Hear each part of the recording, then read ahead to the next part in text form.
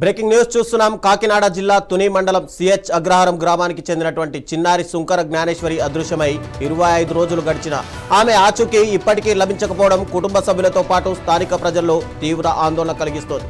రోజులు గడుస్తున్న కొద్దీ ఈ ఘటన మరింత మిస్టరీగా మారుతోంది. ప్రారంభం నుంచి కేసును అత్యంత ప్రాధాన్యంగా తీసుకున్న పోలీసులు పలు కోణాల్లో దర్యాప్తు సాగిస్తున్నప్పటికీ ఇప్పటి వరకు ఎలాంటి కీలక ఆధారాలు లభించలేదు.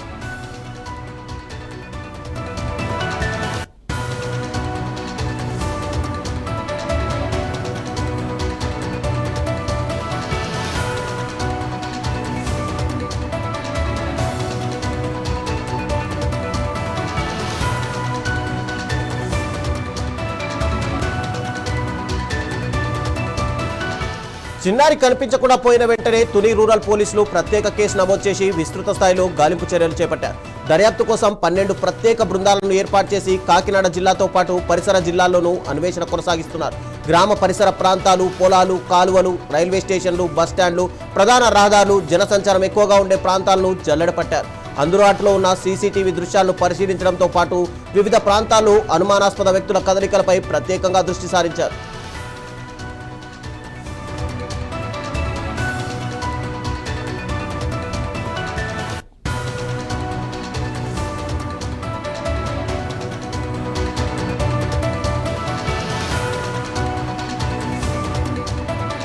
దర్యాప్తులో భాగంగా చిన్నారి కుటుంబ సభ్యులు, బంధువులు, గ్రామస్తులు, పరిచయస్తులు సంఘటన జరిగిన సమయంలో ఆ ప్రాంతంలో సంచరించినటువంటి పలువురిని పోలీసులు విచారించారు. సాంకేతిక ఆధారాలు అని కాల్ డేటా, ఇతర డిజిటల్ సమాచారం వంటి అంశాలను కూడా పరిశీలిస్తూ అన్ని అవకాశాలను పరిశోధిస్తున్నారు. ఎలాంటి చిన్న సమాచారం వచ్చినా వెంటనే ధృవీకరిస్తూ దర్యాప్తును ముందుకు తీసుకెళ్తున్నారు. ఎన్డీఆర్ఎఫ్, ఎస్డీఆర్ఎఫ్ బృందాలు గాలింపు చర్యలు కొనసాగిస్తున్నప్పటికీ స్పష్టమైన ఆధారం దొరకకపోవడంతో పోలీసులు ఇప్పుడు ప్రజల సహకారంపైనే ఎక్కువగా దృష్టి పెట్టారు. చిన్నారి ఫోటో వివరాలతో కూడిన గోడ పత్రికలను కాకినాడ జిల్లాతో పాటు చుట్టుపక్కల జిల్లాలు, రాష్ట్రంలోని పలు ప్రాంతాల్లో అతికిస్తున్నారు. ఇక బస్టాండ్లు, రైల్వే స్టేషన్లు, మార్కెట్ ప్రాంతాలు, ప్రధాన కూడళ్లలో ఈ పోస్టర్లను ఏర్పాటు చేసి ఎవరైనా చిన్నారిని గుర్తిస్తే వెంటనే సమాచారం అందించాలని విజ్ఞప్తి చేస్తున్నారు.